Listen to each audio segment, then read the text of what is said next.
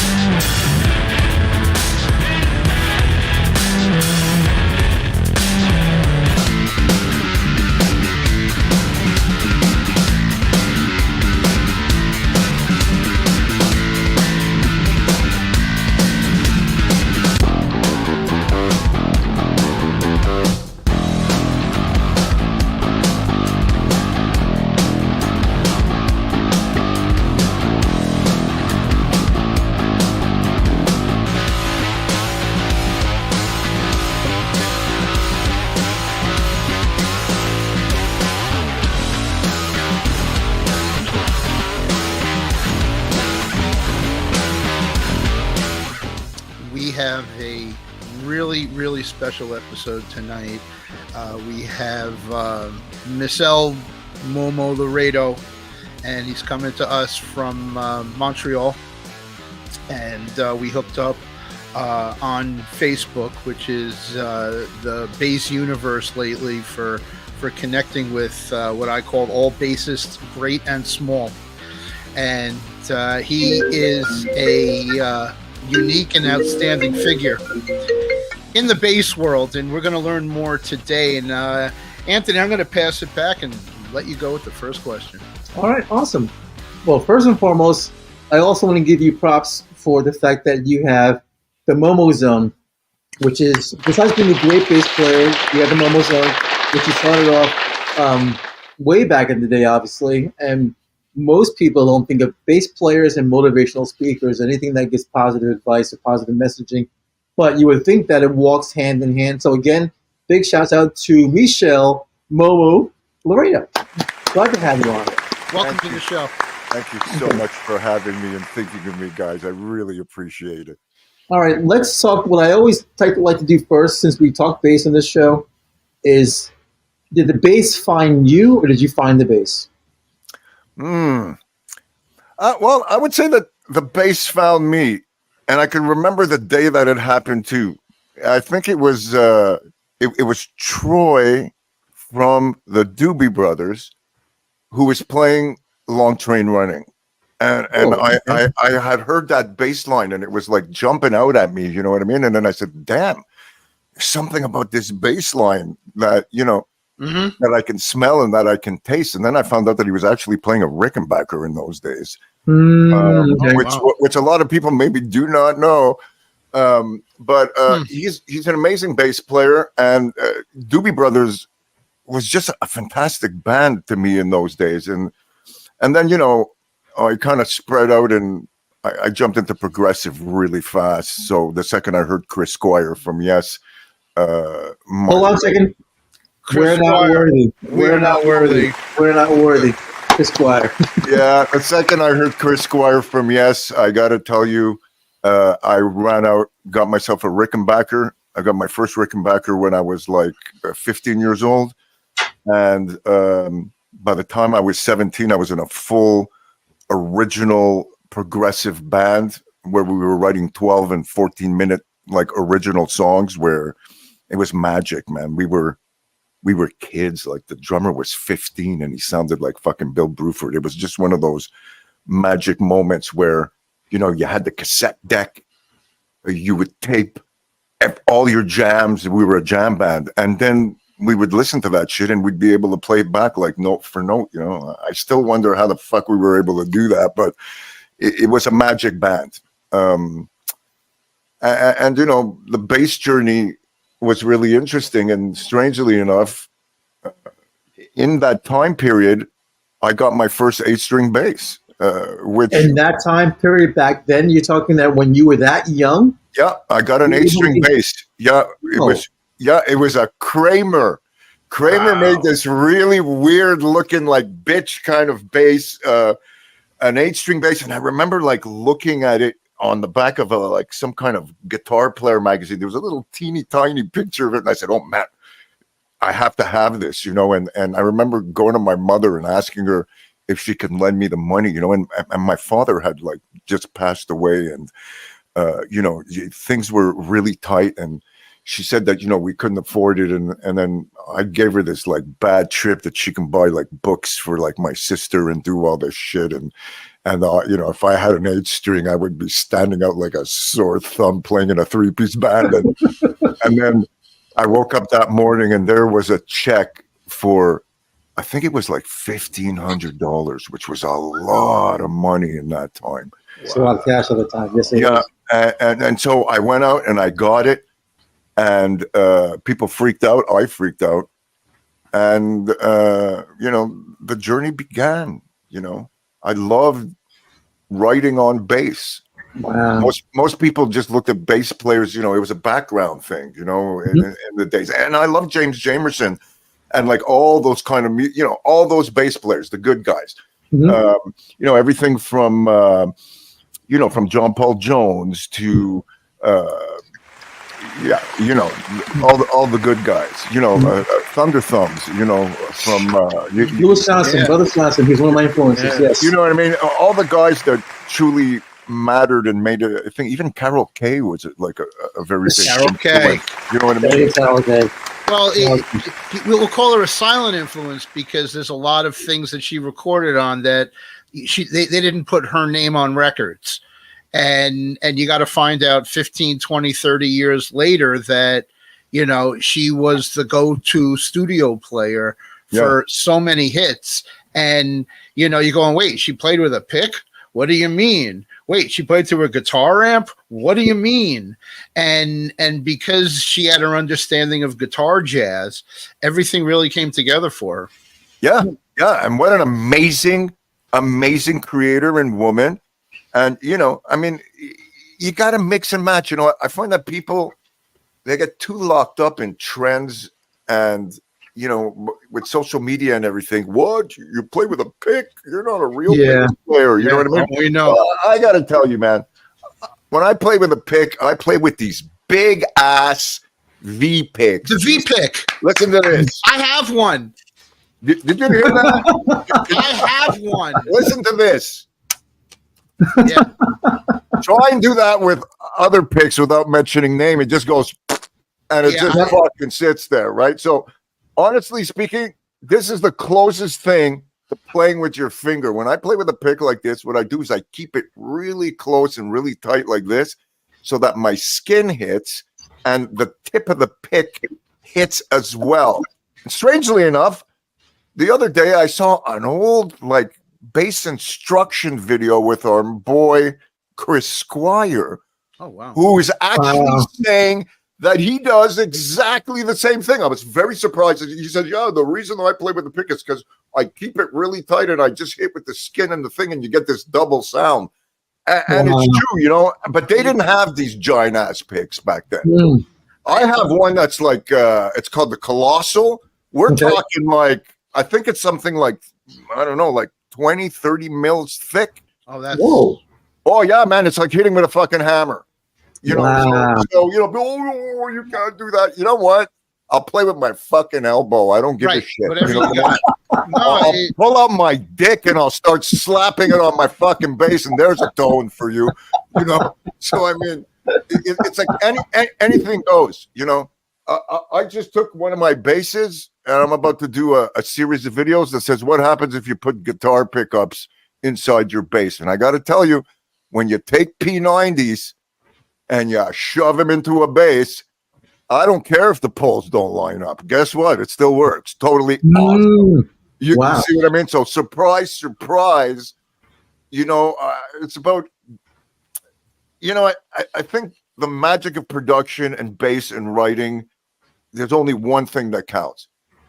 Get to the end of your fucking idea and don't get lost in a bunch of technical jibber jab that stops you from creating right now. You see, That's actually a good point that you said that. I'm saying that because I did a fundraiser with Toni Morrison, the author, yeah, many years ago, and I remember she one day said to me, "When is your golden hour?" I didn't know what she meant by that. She said, "When's your golden hour?" And I said, "Excuse me, Toni, what do you mean by that?" She said, "The hour that you're the most creative." The hour that you're the most creative. I said, "Okay, well, if I can think of it that way, it's usually between midnight and 5 in the morning."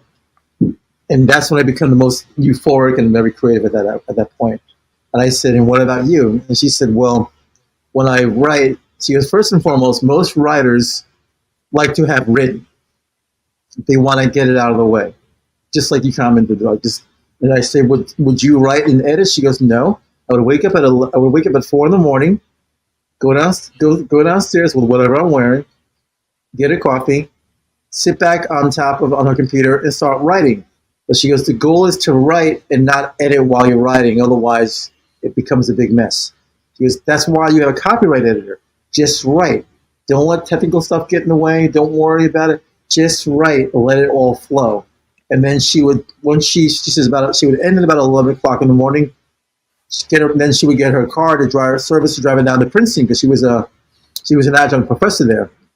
And just hearing her talk about that process was really impressive to me because I applied that same process to writing when I write and when I play. So you're bringing something very interesting to the table by saying that. Well, it's interesting because see, I happen to know that you're an editor, right? And so am I. I've edited like for years. I won like editor of the year after 2 months of starting to learn how to edit for editing people's music videos. I did everybody's music videos out here.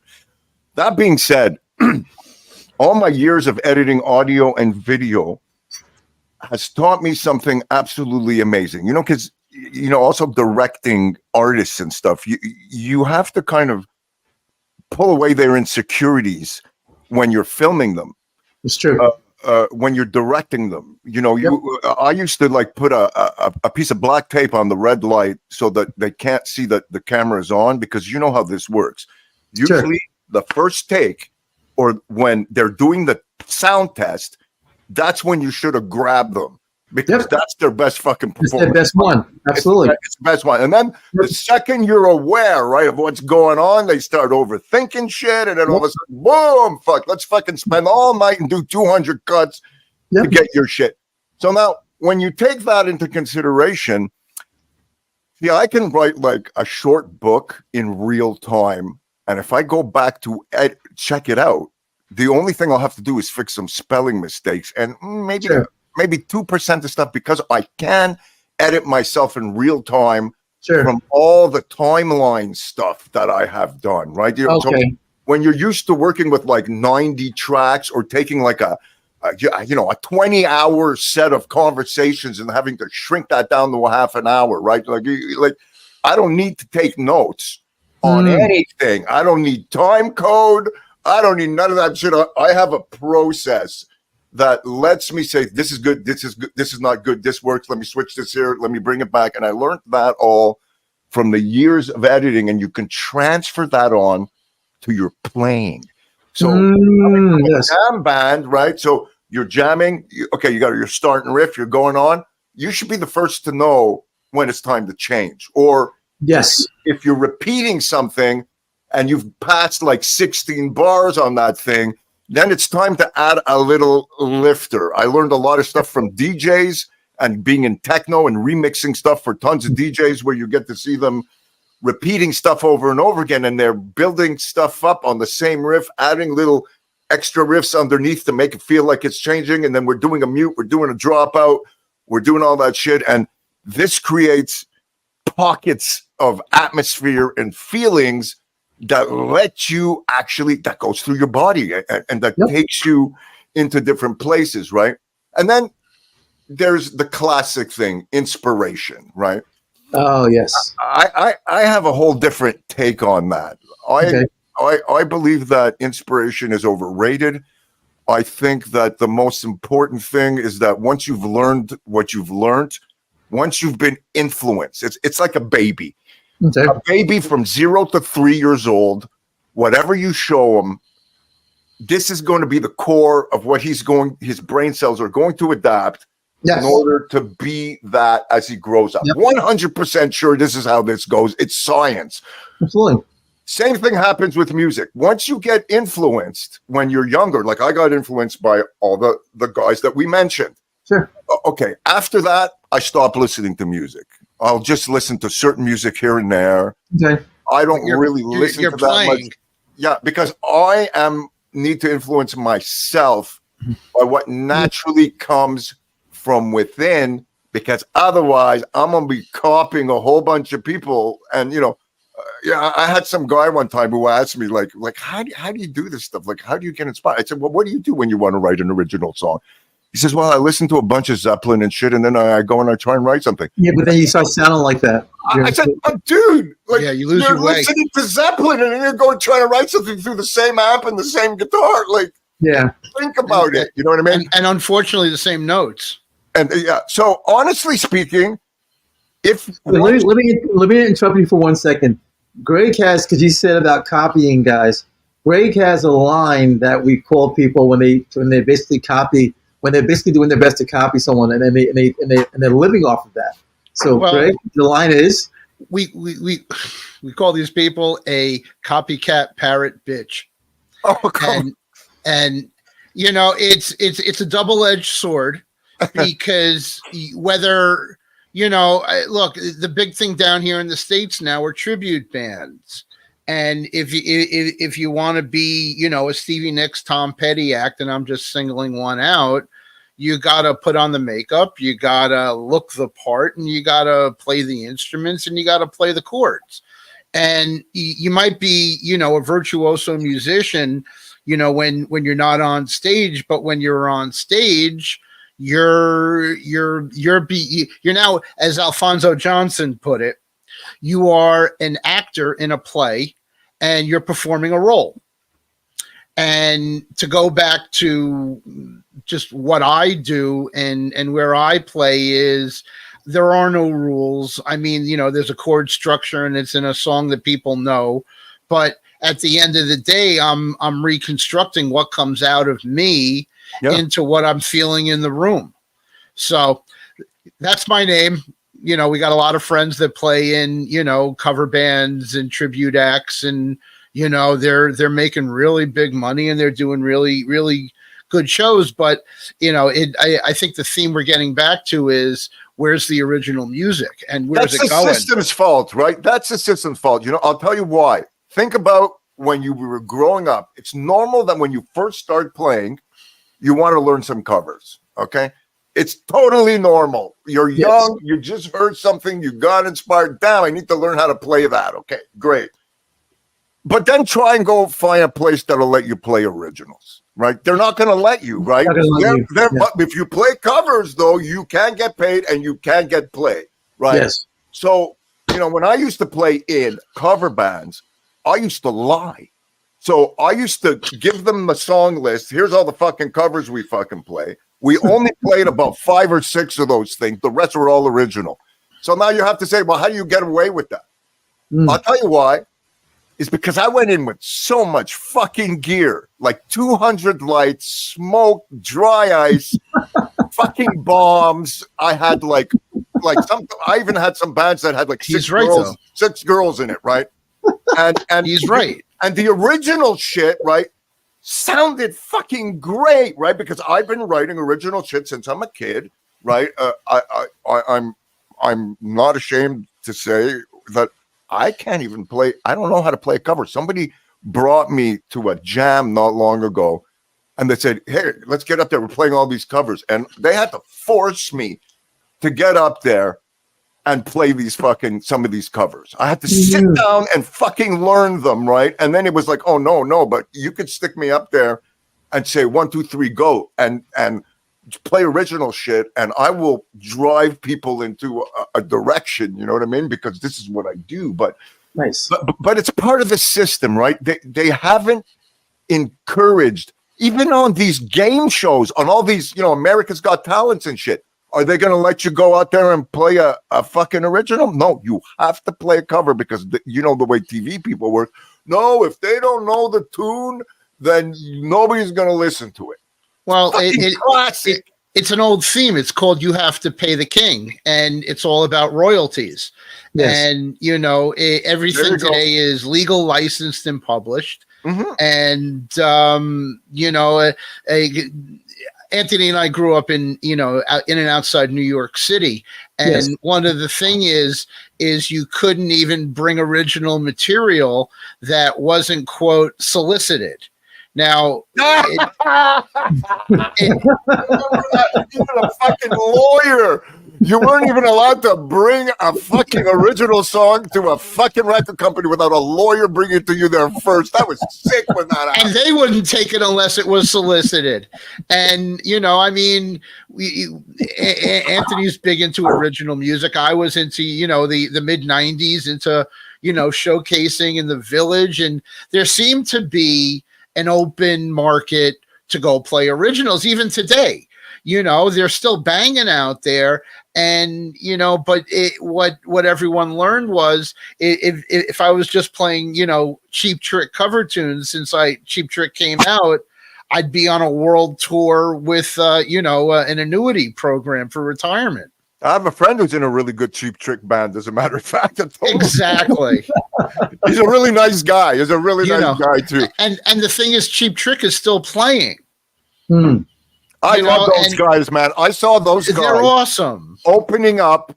I was 13 years old. They were opening up for Kiss Alive 1. Oh, wow. And that's what put me on my mission. I saw Cheap Trick and Kiss right there, and my fucking brain went through the roof. Oh, Wow. It changed. It changed understand. everything. Awesome. But speaking about record companies, I got to tell you something funny. Picture this, okay? BMG, a real known guy. I don't really want to mention his name. Anyways, well, they called him Band Death. Was his nickname. Now everybody who knows him is going to know what I'm talking about. But he wanted to give us a record deal, and we walked in there, and it was cassette days, So okay, I bring him my cassette. He says, Oh, I know those days quite well. So he listens to it, and then he gives me a bunch of criticism, and he says, "Go and do this, and come back and see me." Bottom line. Mhm. So all I did was take the same songs, put it on a new cassette that had a different colored sticker on it, changed the order of the songs, and made it louder to tape. Okay? Wow. So that was the war of who had the loudest tape in those days, if you can remember that, right? Oh, my God. I remember. I brought it back. He fucking plays it. He looks at me, says, "Now that's what I'm talking about." Whoa. So, Whoa. it's classic, man. It's classic. Control the rules. If you want to go out there and do your thing, you have to do what you guys are doing right now. You take the horse by the reins. You make your own show. You write your own music. You reach out. It's going to take time, and it's going to take work. And most important, it takes consistency. You don't feel like doing it? Too fucking bad. Do it anyways. Do it anyway. You see what I mean? And Yep. you can never stop. You can never stop. Like, I put up videos every 2 days or every day, every single day. That means I have to do this. Even if I'm not in the mood, I told you I don't need inspiration. What I need to do is be professional and do what I say I'm going to do. So it's like saying, you know what? You're a heart surgeon. Oh, you're going to go operate on a heart guy today. But guess what? You don't feel as good as you did the day before. Does that mean you're going to let this guy die because you're not inspired to fucking operate on him? Worse, Come halfway on, through. man. Even worse, halfway through. There you go. And it's funny that I'm saying that. But it's funny, but I mean, that's another subject for another day here. But like, honestly speaking, you got to come up to yourself, be a pro human being first, and then you can accomplish the things you want to do one thing at a time. It's like when you're playing. I always tell people, hey, are you better in bar 2 than you were in bar 1? Is bar 3 better than bar 1 and 2? What, that's some micro shit there. What are you going to wait? We're playing blues here, and we're going to wait every half an hour to see if you finally got tight. Yeah, no, That but works. even to expand on that, a lot of bar bands and a lot of even, I guess, big bands too. With the consistency thing is there's 2 songs in a 10-song set that you either do really well or you don't want to do. And for whatever reason, you can't let that affect how you perform. Yep. And it comes off as, someone's going to be out there going, I really don't want to play this song, or it doesn't have the groove I like, or it doesn't have that intensity. Well, too bad. Yeah. You've got to hit it, and it's a very relevant point. Excuses are an amazing thing. Excuses only do one thing: stop you from doing what you want to be doing. There's yes, there's no, and there's maybe. Maybe puts you in a state of fucking suspended animation. Yes or no gets you right to the fucking next step. The most funny thing you mentioned that, a friend of mine at the gym wore a shirt recently said, there's no such thing as try. Either you do or you don't. Yeah. And I agree. If you don't ask, you'll never get. You better learn to ask strangers and write strange emails to people asking them for shit. Yeah. And then you better have proof of content, right? Yeah. Because they want to see what you've done, what you're capable of doing. And most of all, are you consistent? Who you're going to call on a Sunday at fucking 8:00 at night and say, I need something tomorrow on Monday that would normally take 2 weeks to do. Are you the guy? Okay. Right? If you're that guy or girl that is capable of pulling that off, then you become indispensable as opposed to replaceable and dispensable, right? So that's another thing. You need to become, indispensable. If you think about that word, like some people might take that as a shock or even an ego kind of directional thing, right? But it's not.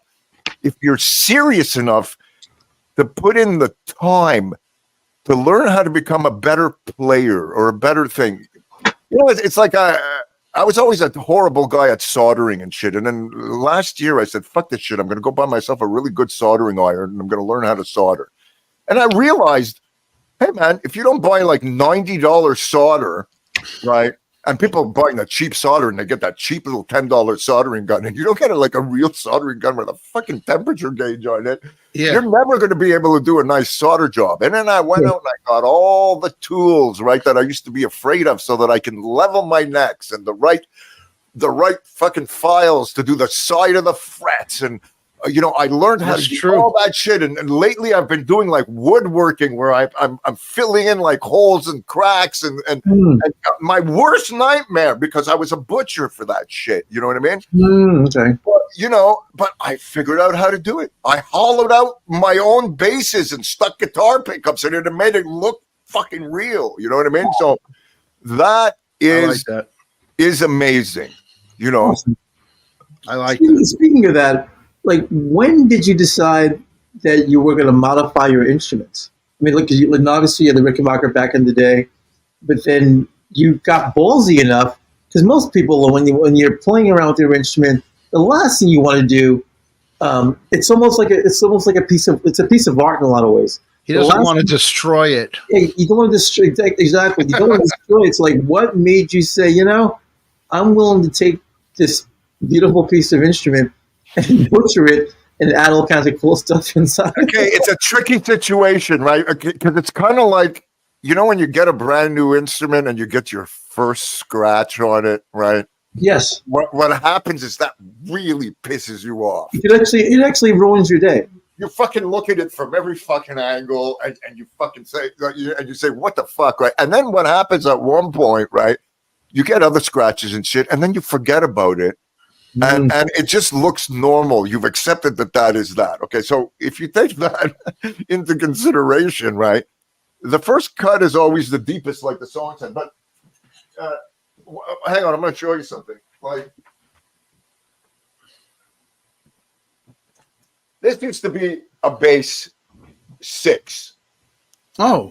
And what happened was I was in the mood to say, hey, this is like a 29.5, 28.5 scale. Okay. And I said, this is going to make a great fucking baritone guitar, right?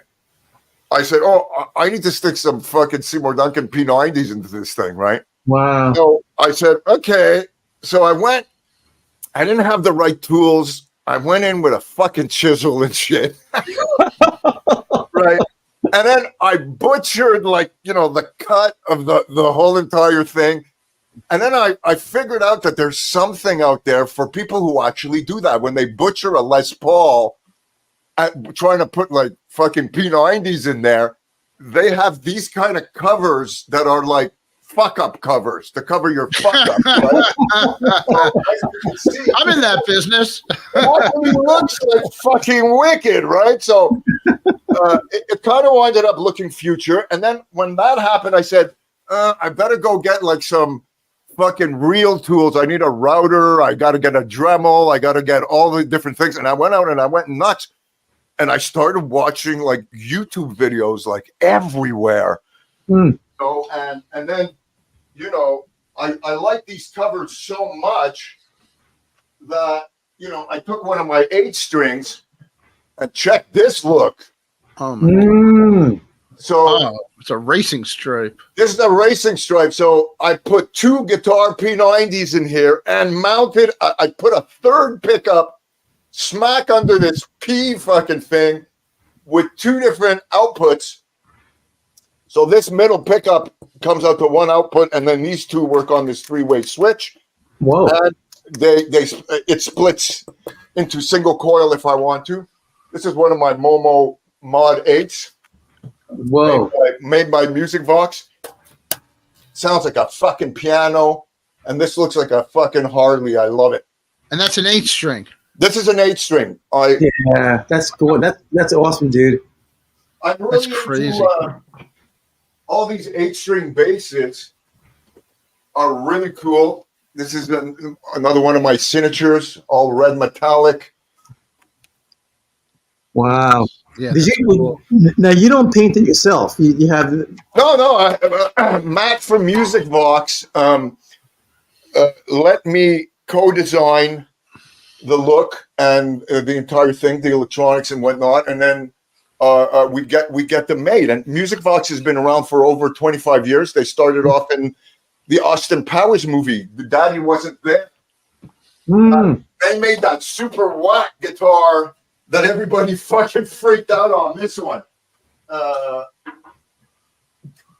one with this shape. Oh yes, I remember that. God. Yeah. Dude, this is one of the baddest ass sounding secret weapon basses I have ever fucking played or heard.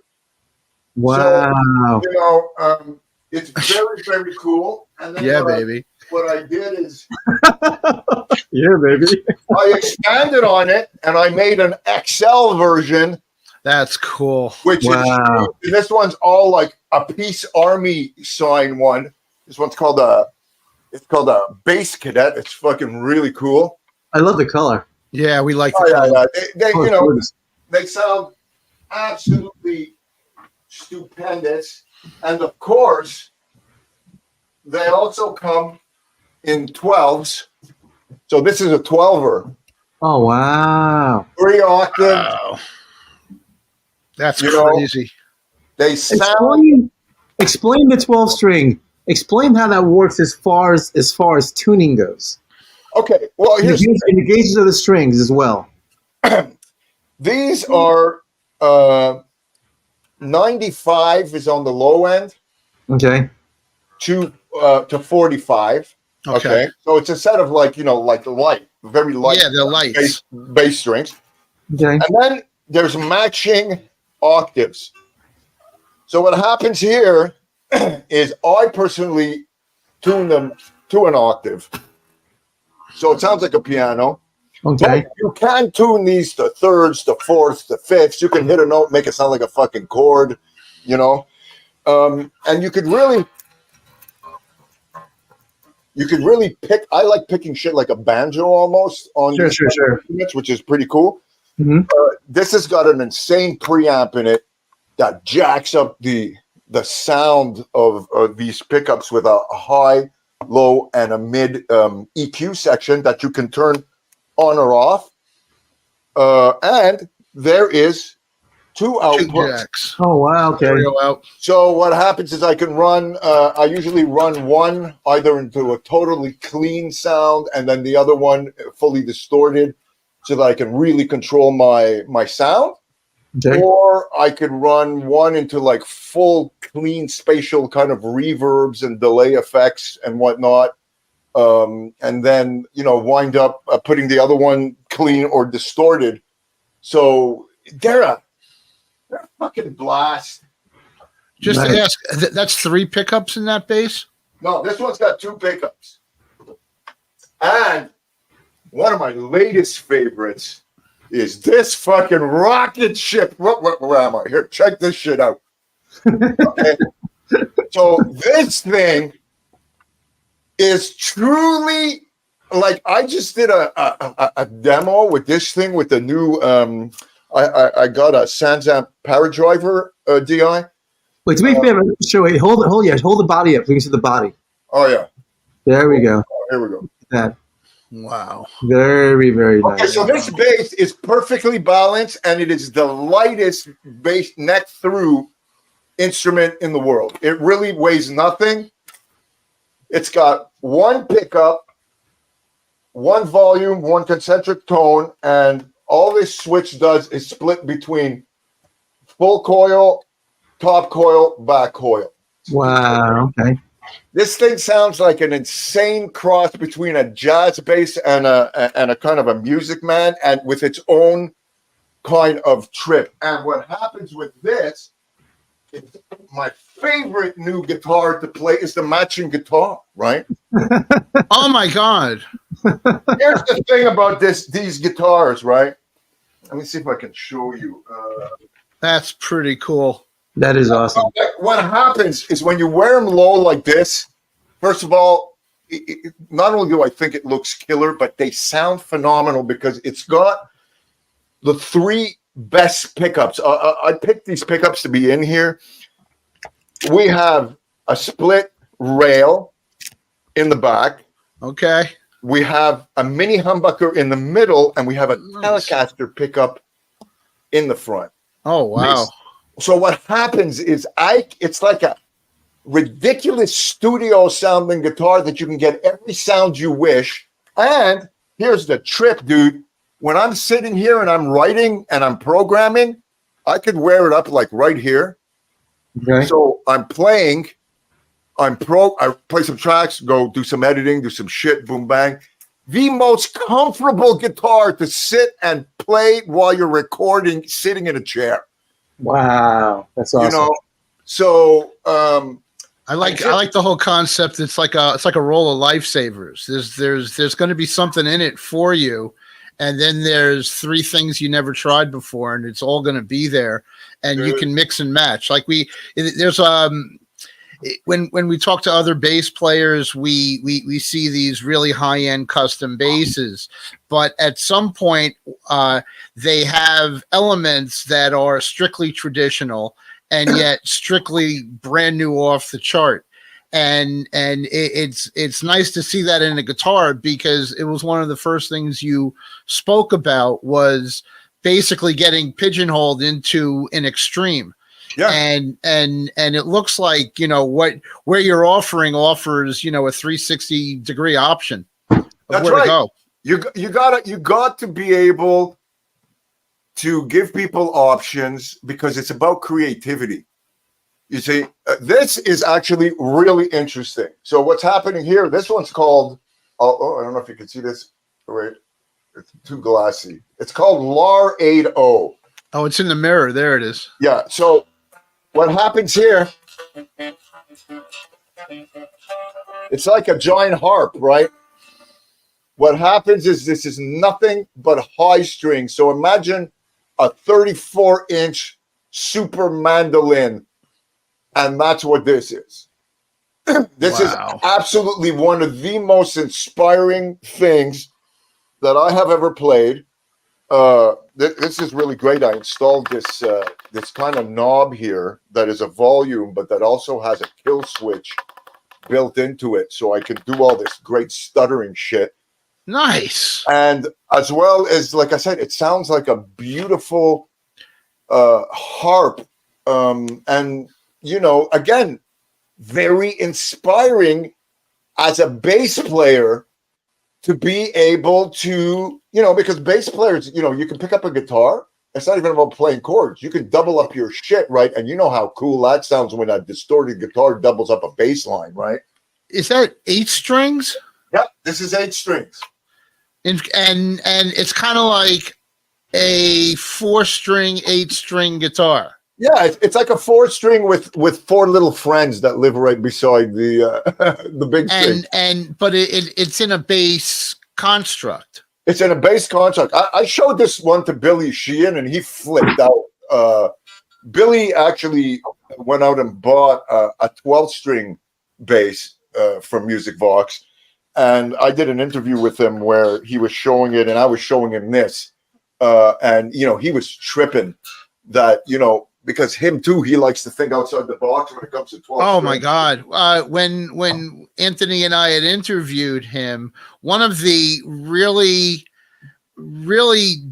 deep dive parts of our conversation was that him understanding the nuances and all the little parts of electronics that separated bass manufacturers.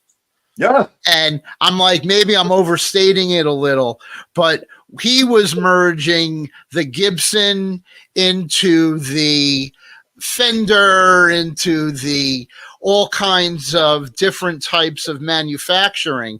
And it was like, you're not going to get that, I don't think, from most bass players. They'll have an idea in their head, but he knew down to the circuit what he wants in playing a bass. And he kind of took that path that you were talking about, where he had that Fender Telly, and you know, he's putting a Gibson pickup in it, and he's doing all this blending electronically to come up with his own, you know, I'm going to say at the end of the line, it's an attitude. And you know, there's a lot to be said for knowing what's in the guts of that thing. Yes. The thought I was trying to get out was, is that kind of like a soprano style instrument like Stanley Clarke was using? Well, yeah, kind of. Yeah, you could kind of say that in a sense. And again, like, it's a different voice, right? I always like to tell people, you know, like, imagine you're a person who just collects P basses, right? You got every color, every kind of P bass. Okay, I have nothing against that, but when it comes to altering your style or playing something different, I don't think that that's as conducive to coming up with different and new, fresh ideas than having a bunches of instruments that have slightly different configurations that are available to you to pick up. So my philosophy is simple, because I'm a one-take guy. I'll pick something up. I'll start playing. If I don't get what I want out of that thing right here, right now, nothing against that instrument. It'll give it to me on another day. Sure. I'll put it back. I'll pick up another one, and that one's going to give it to me. Mm. You see what I mean? I do. So it's kind of magic. You know, people say, oh, you have too many instruments. Yeah, but guess what? I write soundtracks, and I write all kinds of different kinds of music. Yeah, and I could do all styles, right? I could do country shit, metal shit, pop, you need all that, right? But it doesn't. It comes from my years of listening to stuff, but it also comes from the influence of the instrument that you pick up. You see what I mean? Mm-hmm. Yes. When you pick that up, you know, if I pick up a Gretsch with a Bigsby on it, I know what I'm going to do there. I might want to take it out of context, right? Like from what you perceive it would be. Kind of like what we talked about before, with the Zeppelin guy. Here, I listened to Zeppelin. I'm playing a Les Paul through a Marshall. Okay. So, but if you do that and you think original, then you're happening. Then you're completely happening. You know what I mean? And pedals are the same way. I have like... I have, like I said, I've got like 400 pedals. A lot of them, some of them are loose, but I also have 15 committed pedal boards, right? Okay. And what I do with my pedal boards for inspiration and creation is I buckle them up together so that they are what they are. Here's one with just compressors. Here's one with just EQs.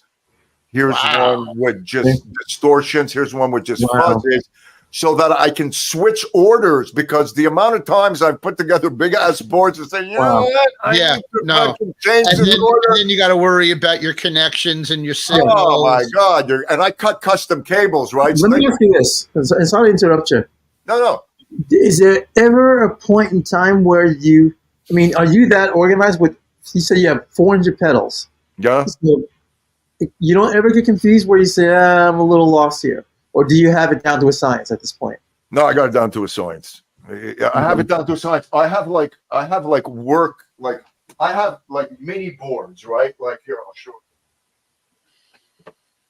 So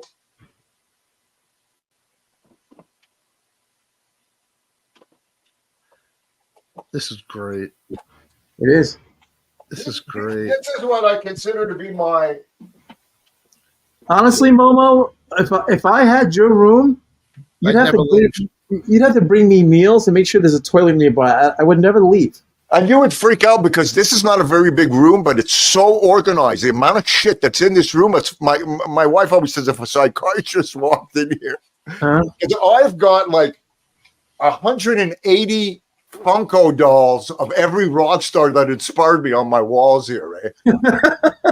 Everyone, including from Snoop to Biggie to Eminem to Olive Rush, Alice Cooper, Kiss, ZZ Top, Elton John. Everyone's up here. Wow. You have to send us a photograph because we want to run that during the interview. I want to actually use that picture. So if you have video, please send that out. I would love to show that. Okay, so here I'll give you an example of some of the mini boards. I call these my desktop boards. Okay,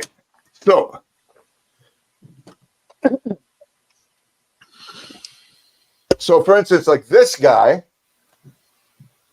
which is really cool. Okay.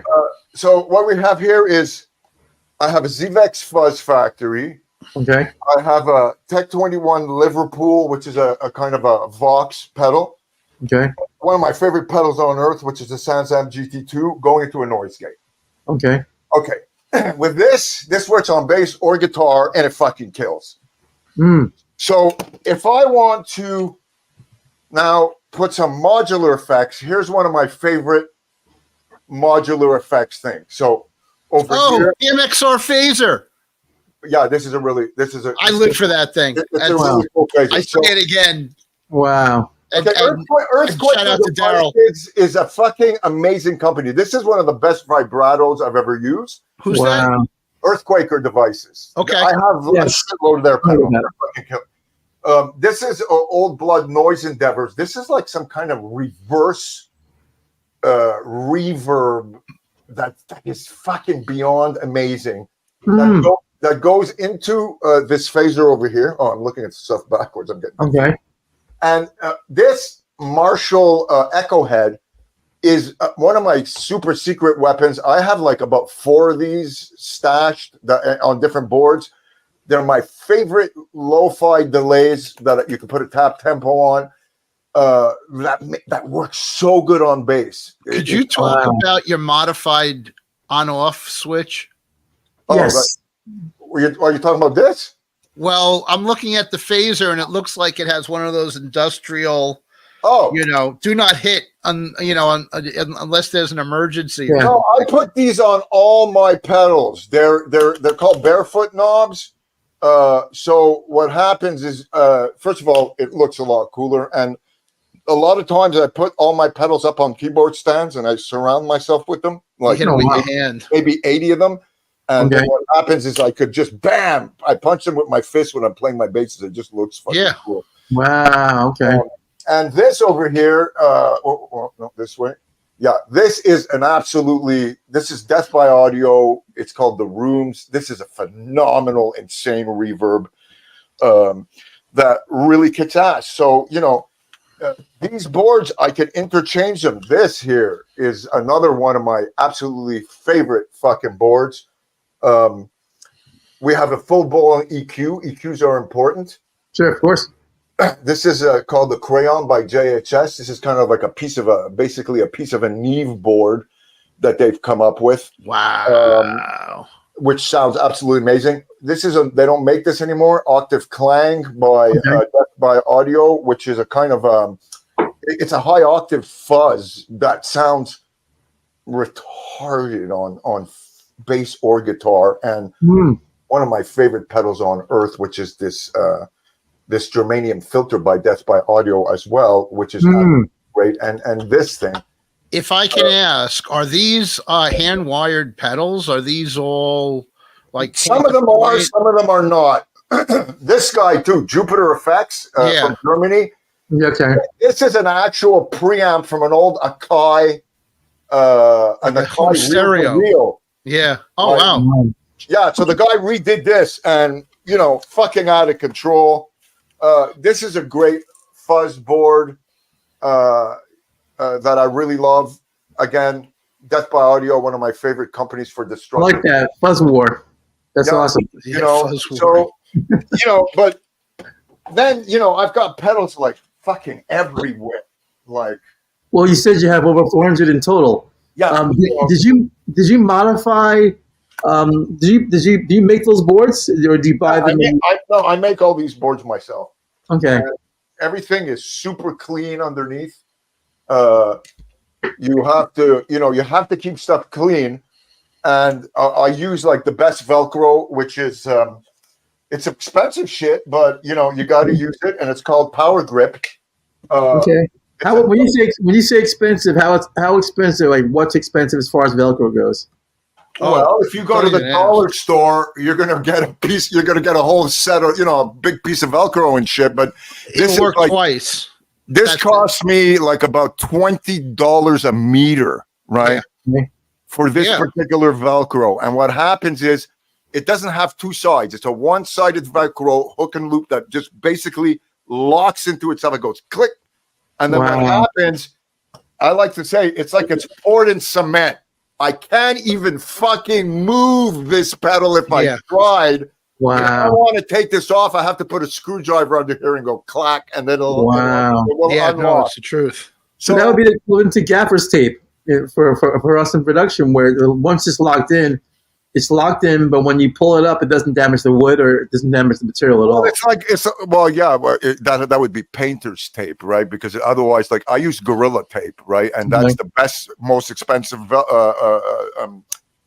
gaffer tape. That's crazy. Yes. And I killed my floor in my studio by trying to tape down stuff on the floor. You rip it up, it tears off everything. You know what I mean? So this shit, I could hang you on the wall with this. As a matter of fact, I did a video for this company where I show you how I just use little pieces in the four corners to put this down.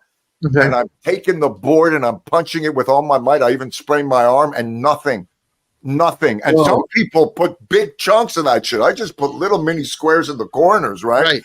But people put big strips. And if you do that, dude, you will need a fucking hammer to fucking take it off of there.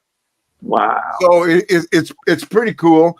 I want to see your one. You have a Fender P bass to the left there in the background. This one here? Yes. Yep. Because you have these cool custom instruments. I want to see what you have as more. I think it's for demonstration purposes only. Yeah. Okay. Well, this is a really cool. This is one of my favorite basses. Okay. And it's like. It's just this is like a foolproof thing. You just play it and it just fucking works. Wow. You know what I mean? And some of the other cool shit. This is a really cool all black Rickenbacker. Oh wow, that's unusual. I'll tell you what I did here. I changed. This is another one of my mods. I went and I got some Joe Barden Rickenbacker pickups, and this bass now is completely silent. No 60 cycle hum, no fucking noise. It's noiseless, and these pickups actually sound like real Rick pickups, but better. Wow. Yeah. So I'm very excited about that. The other thing here that I truly love my friend Sheldon Dingwall makes these things. Oh, I have a couple of Dingwalls. I've been friends with Sheldon for over like 40 years. Oh wow! And I was with him at his first NAMM show, and I have some of these. I have some D-Rocks. The very, very phenomenal. Nice. Guy. if I can ask a question about the ding wall and every other bass on the wall, Yeah. is people talk about the difference in, forget about how the frets on the neck are angled, but you have different scale on every string. Yeah. And can you talk about what the attraction is or isn't to Yes. to playing that? Because we see a lot of it in the on the internet, and Well, there are people that love it. There are people that go, I tried it. There are people that go, I would never ever go back to a normal bass. And you're there in the middle of it. okay. Well, look, it's a very interesting concept. First of all, this is based like on a piano. Okay, this is where this kind of shit comes from. So, like you said, the scale is different on every string. Now, how is that possible? It's possible by calculating the curve of the frets, and if you also notice the bridge here. Oh, the bridge is definitely unusual. It's not just traditional bridge. Well, they're individuals. It's not even, right? That's because you need to have, because the B string is all the way at the back of the body, you are still able to have a 35-inch overall scale, right? Okay. Of the length of the neck, but this string becomes like 38. You see what I mean? Wow. Whereas this string is a regular like 34, like a normal bass, because of this being here and where the calculation of the bent of the frets are there, right? So, some people say, like, I don't get people that say, I look at it, it makes me feel weird. I don't know where to put my fingers. That's fucking insane. Well, it looks natural. It is natural. Like the second I got this, you don't even have to fucking look. It's like your hands just go there. You know what I mean? Yep. So that being said, I've had this bass for years. I've never had to adjust it. Ever. Wow. It is the fucking most ridiculous lowest action I've ever had on anything, and it never buzzes. Wow. It also happens to use super low frets, right? So these are like, I think they're banjo frets that you put on here, right? Oh, wow. Okay. So I think that might be part of the Dingwall sound, because what happens when you have frets that are this low, you're getting to hit the wood way easier. And what happens is you get that woody kind of sound mixed with the fret, right? And you can recognize the Dingwall when you hear it, because there's a particular sound I feel that comes out of them. You know what I mean? So yes, it is awesome. It is. It's a great. He is a great Canadian bass maker that is taking over the world with bass right now. Well, 100%. Let's talk about your amplification, because you have these gorgeous basses. Actually, wait, before we go to the amplification, show us, that's your Spectre? Yeah, this is a Spectre. This is oh boy. Gorgeous. Okay, this is an NS2. And this too, this is a very super punchy, ridiculous kind of bass that I got from my friend Mark Smith at Bass North, which is a phenomenal place that for basses, custom basses. It's only high-end bass stuff, and the guy gives you like one-on-one. You can only go there by appointment, and you could sit there for 8 hours trying every single thing you want alone. With no pressure, and he serves you like a king. Wow. I got this bass through him, which is absolutely wonderful. It's what year is it? Oh, this one's not that old. It's actually like it's a newer one. Okay. I had an original NS1. That's another story, but that I got rid of for so much money and so much stuff back in the late 70s that that's another story. But I had to get that because I missed that bass so much, and this Wow. Okay. I winded up getting this. And again, this too. These ones are hollowed out, Okay. so this it really weigh almost fucking really light, and it's Nice. really great. And also these guys. These are my these actually came out, which is my signature Momo Mod 6, which are these baritones, which bring me very close to playing bass, but with 6 strings, and tuned B to B. Oh, really? Yeah, and you can also put bigger strings on these and turn it into a bass 6 if you want. Whoa. So, That's cool. and I've even gone and put 9s on here where I've been able to tune it up standard E to E, right? So you're getting like these 3 different kinds of possibilities on this one instrument. And when you do standard E to E, what happens is the strings are so freaking tight, right? That when you strum a chord, you feel like you're playing like some kind of like a super banjo or something. I don't know how to explain it. You know what I mean? So I love the variations of strings.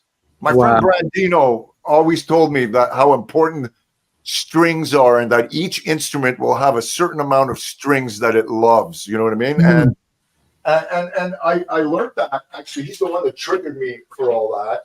Okay. Well, speaking of that, with strings, what do you use as far as strings go?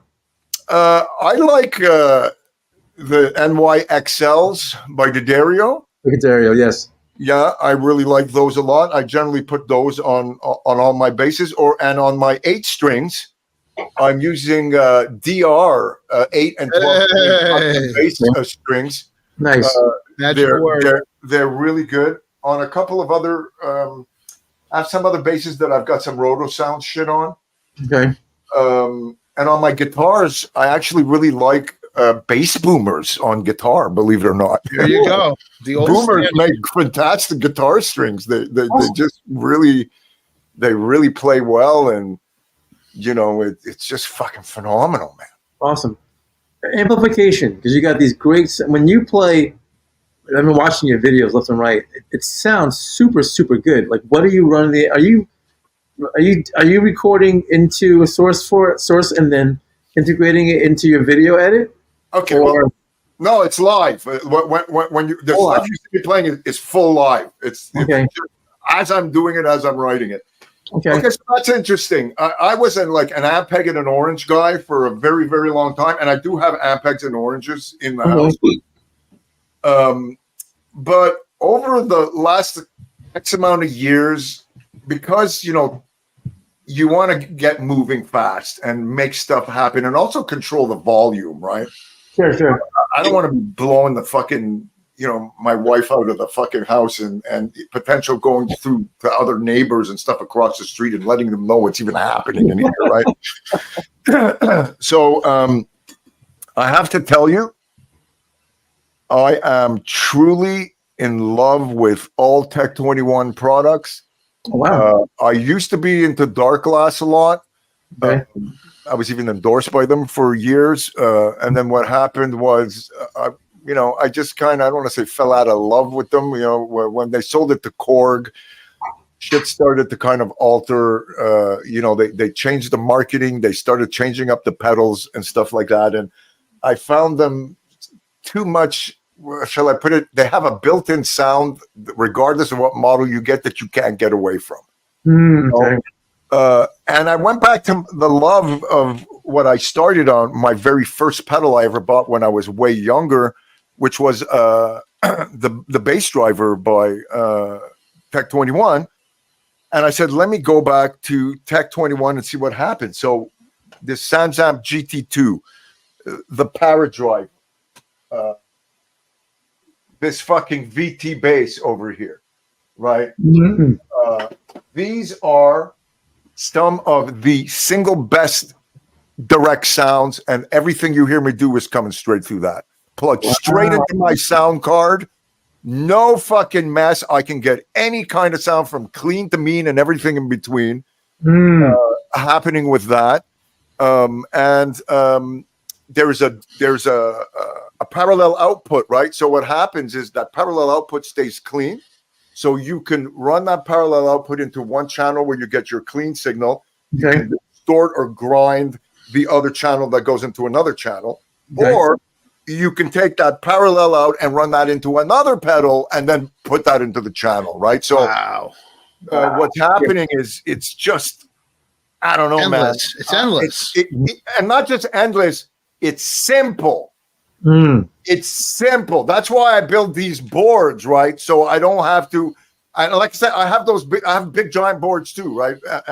And the loose pedals are just, like here's a loose pedal that I like, right?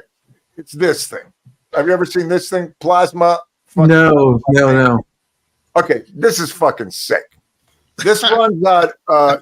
There's a blue tube in here that lights up that runs on xenon gas. And I think it's something like 100,000 volts that actually runs through this fucking tube. Whoa! Wow. Okay. And there's a voltage switch on here. So what I like to do, most people think that this is a heavy metal pedal where you just get this super distorted sound. But what I do is I starve it right to the brink of it shutting off, and I play my bass through this thing, and then you sound like a Moog. It sounds like an old fucking Moog synthesizer. It's like a variac, how you're altering the construct of the pedal or your amp. That's right. Like that's what Eddie Van Halen did. That's right.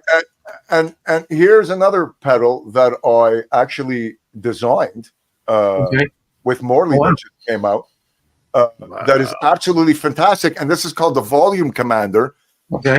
And again, it's 2 or 3 channels of volume control where you get to starve your distortion or overdrive or fudge pedals. And then we have different kinds of pre-chosen EQs that we came up with that lets you totally alter your sound. So if you plug this on the beginning of your pedal chain or your amp, all of a sudden you have a 3-channel amp when it was a 1-channel amp. Right. And all your pedals actually act like an amp, right? So if I plug like 50 pedals into my Sans amp pedal as the amp, plug that into my sound card and put this at the beginning, every single pedal I have, I max it out to its maximum distortion. And it won't max out your signal. No, I max it out to the maximum distortion, and that's channel 1, okay? I hit this, I bring down the volume to say, I want it to be crunchy. If I turn this on, all the pedals react that way. If I do this and I bring this down super low and then I got a full bass cut on it, almost like a treble booster, what happens when I turn this on, right? All the pedals react the same. So because all pedals are different, they will all have slightly different characters. Sure. And what happens is this gives you efficiency and time. And here's the kicker, guys. I can plug this straight into my sound card and take all my virtual amps that I have, and they now become 3 to 4 channel fucking guitar or bass right there with no MIDI switching, with no nothing, all analog. Holy crap, dude! That's incredible. I'm very excited about this. We're excited about it. I'm just hearing it. You are. And it's utility is an amazing thing, right? To be able to be efficient, and I'm excited, man. I'm excited about meeting you guys. I'm excited about bass and pedals, and fuck, the possibilities are endless, and bass players fucking rule, man. Yeah. Yes. All right, so we're coming to an end. We're coming to the end of our lovely interview. I had a ball with you, dude. This is great. I can honestly, I'm a talker, but I can sit here and listen to you for hours and not say a word. Same here. God bless you. Thank you, guys. I truly. Momo's got a lot to say specifically about a single subject. And I know he can go on to other subjects with other things, but the deep dive that we just took into expressing your unique style as a bass player into the universe of pedals, basses, options. I mean, I've never experienced anything like that in one No, this was a first. This We really talked was. about a lot of I mean- stuff. We talked about a lot of bass related stuff. Yes. And I'm listening. And on a closing note, I just want to say that, and I was telling you before, I'm working on a course right now that's going to be in conjunction with really it's about speed writing, right? Not how to play fast, but how to produce from playing to screen real fast by 6 o'clock. Oh wow. So you know how to get your drum loop down, how to figure out your riffs in real time and make it happen in one take, how to do it section by section, like if I was doing a soundtrack, how to then dress to match your instruments, how to film yourself on a cell phone, edit Can I yourself tell you something? the music. I want to interrupt for just 1 second, because at some point you have to talk about your style, because how your style integrates with your playing. Because I love the idea of fashion and playing together, and that was one thing that I wanted to talk to you about, because I have to have something. Like I just can't go on stage with like jeans and a t-shirt. I have to have something that makes people stand out. Even when I remember years ago seeing a band play, and I remember hearing the audience saying, "Oh, that band sucked, but the guitar player had a cool hat." So I was like, "Wow, they remembered the look, even though the band wasn't good." And I knew right away. And this is when I was probably about 14 years old. And I said, "Man, I got to make sure that not only do I play well, but I stand out." You will fucking lose it if you walk in here. You know why? Because you see this studio? My Yeah. personal closet is like this, but for clothes. Whoa. So what happens is I have about 200 pairs of glasses in fucking racks that turn like this. When I Nice. walk into my closet, I flip a switch. I have a mirror ball that comes on, right? And I have all my clothes separated in pre-aligned outfits. So vests, hats, shoes, accessories, all in different cubbies and all different shit. And what happens is I buy all my shit to match my instruments. So at any given time, any color of it, and you'll see this on my videos. You know, I can even go further by show you that I push it pretty far. My socks and my underwear will actually match. You won't That's see Anthony. that, Don't worry. but I match it even underneath, and it's nobody needs to know, but I know, right? Yes. And we come from fashion line. Like my wife was one of the top fashion photographers ever, and her and I are both into big time. We were always into fashion since I'm a kid, you know, and my friends when I was a kid used to tease me. They used to say, your parents must be in the mob, and I'm a kid, right? I would say, why would you say something like that? They said, well, they dress too good. You know what I mean? They're always like really nicely dressed and shit. And it was like, I kind of got that from them, you know? And I go with my mom. Actually, I got my fashion and just the idea of looking unique. You know, like my mom came to a parent teacher like conference wearing leather pants, a leather jacket, and a cool leather cap. And I remember all these people were like the teachers are hitting on my mom. And I remember someone saying, "Your mom looks so damn cool." I know, me too. I fucking hated that. Yep, you hated it. I loved it. I loved it. I used to say, don't you fucking talk to my mother, because when I was like 17, people thought my mother was my girlfriend. You understand? In pictures. Wow. It was actually, you know. So it's. I have my mother and my father, God rest in peace, were absolutely encouraging me to the most. Really? You know what I mean? Like encouraged me the whole way through. I used to say, am I going to be a rock star? They said, you can be anything you want as long as you keep your word and as long as you never lie, and if you shake someone's hand, it's got to be like gold. You know what I mean? And you know, so it was really, it's really all about that. And like I said, this course I'm putting together is going to have all those values in there. Okay. Like how to dress, how to play, how to film yourself, how to edit, and how to put yourself out on social media. for bass players, but also it's going to apply to guitar players as well, because I'll be playing some guitar stuff in there as well. But I really think it's going to help a lot of people, because it is, for what you're doing and what I'm doing here, it's our job to bring to light for the new players for tomorrow, but also to take the older players who forgot, right? Yes. What it's like to fucking reinvent yourself, right? And inspire them under a new light, right? I got Dingwall that's on board, Morley that's on board. Awesome. I've got Tech 21 that is on board, right? They're all going to be part of this course because I'm only using their stuff. Music Vox is on board, right? Awesome. And my friend Mark Smith from Bass North is on board. And these are the people that are going to be within the course.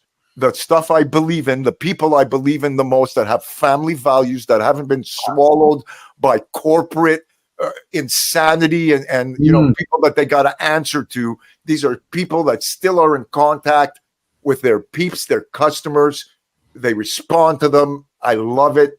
And that's the magic of awesome. bass and people. You know what I mean? Now, what's the ETA for your course? Well, my course preaches that it goes how to go fast. So I'm hoping that within the next month and a half at the most, I'll have it done. I was just conferring with all the companies, you know, getting them involved and showing them the whole outline of the course and everything, and seeing if there was anything that they thought or they wanted to add, or if they had any suggestions. And I was waiting to do that because it's important to make people feel involved, you know, in what it is you are doing. And I took that approach, and it turned out really, really well. Awesome. The response was absolutely fantastic. These are the best people I know. The most honest and straightforward people I know with me, but as well as with their customer base. You know what I mean? This is really important to me, because creation has got to come from within, and confidence, right, is a really interesting thing. That's where my motivation part comes in. Yes. How to give you confidence when you're playing your instrument and remove the fears. Stop fucking thinking and play 100%. like you're jumping off a cliff with no parachute, but you're 100%. guaranteed to live when you 100%. land. Yep. You see Also, what I like about what you're doing is that you're doing something that AI can't do. You're doing something that AI can't do that. And it's so funny, because when you said being able to deliver something by 6 o'clock, I used to work in the news. And I remember when I first got hired to do the job, and a guy would say to me, the chief photographer, actually it was the executive producer, he would say, anyone can grab a camera and shoot. Most people can't make a delivery. Because most people can't make a delivery. He was thinking about it, he goes, literally for every 20 people that actually we interview, 5 of them stay. Because when time comes, you walk in the morning, you don't have it, you have nothing, you don't have a story. And you have to walk in, they say, here's the story, you got to do this, this, and this, and it has to be on the air by this time. Go for it. And most people, when it comes time to the edit, you know, the editing time and delivery, that's where everyone's under pressure. Because you have the executive producer looking for your story, the news director is looking for your story, the assignment editor is looking for your story, the actual directors who are in the newsroom are waiting for your story. And then they drop in, well, we need an opening track, we need this, we need that. So you have to deliver all this stuff, and people are sitting there freaking out, and you never want to be in a position where another person comes in and says, hey, man, I see you're stuck. Do you want me to finish it for you? I like to deliver early, actually. That's my thing.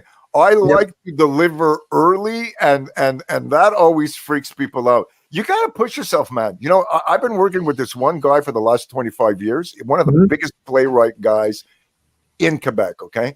And I told him, the way I got the gig was, I said, oh, I'm going to do a full-blown cartoon for you and shit, right?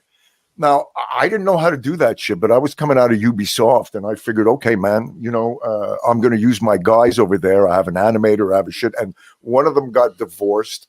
One of them fucking company went bankrupt. And then I look at my wife, I said, you know how to draw, right? And that's where I had no choice but how to learn Poser in those days. So we locked ourselves up for 2 months because they gave us the deposit.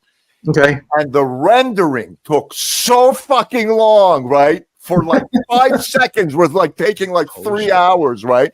Wow. That I made the decision to go buy myself 10 computers to put Mm. behind me, right?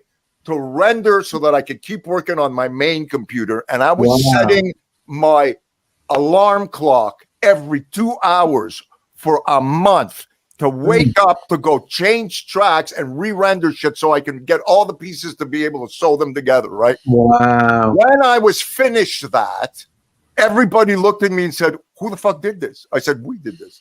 They said, how did you learn how to do this? I said, I never slept and I just fucking figured it out for you. And because of this, I'm still with this guy today. And without him and one or two other guys that I've made myself what I like to call indispensable, I hope, to them, is part of the key. You have to pick your battles, man. If you're a gigger and you're just jumping from one gig to the next, you have no time to build a commitment somewhere. You understand? No, you don't. And that's the shit that wears out like a car. You understand? It's gonna wear out, and you're gonna need to change some pistons or change some fan belts and shit. And that applies to human beings. But building a couple of people that let you be you. That's the other thing, right? Because in the business you and I come from, they don't want you to be you. They also don't want you to be too efficient because you make everybody else look bad, right? You make everyone look bad. That's not a good thing. No, you don't want that. That's why you got to be on your own. You also hit on something with regards to bass players is you've got a lot of guys that want to sub. And they just want to sub and be a fill-in guy, a fill-in guy, a fill-in guy. And at the end of the day, they're not in a committed band. No. And at the end of the day, it might just bite you in the ass. Yeah, when the new guy shows up and replaces or the old guy, or the old new guy, even the old guy. Yeah, when the old guy comes back. All right, look, on that note, thank you, Michel,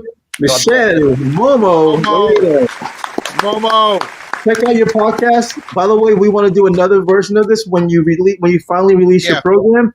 I'm stoked. I want you to talk about it. Actually, if anything, I would love you when we bring you on next time to do an actual demo of the program of like what it consists of. Absolutely. And if you ever want to call me to be a kind of a how shall I put it? A guinea pig? A temporary guest where you're talking to somebody and you want to say, let me call up Momo, we'll get some opinions or see what he thinks. Awesome. I would love to trip out with you guys.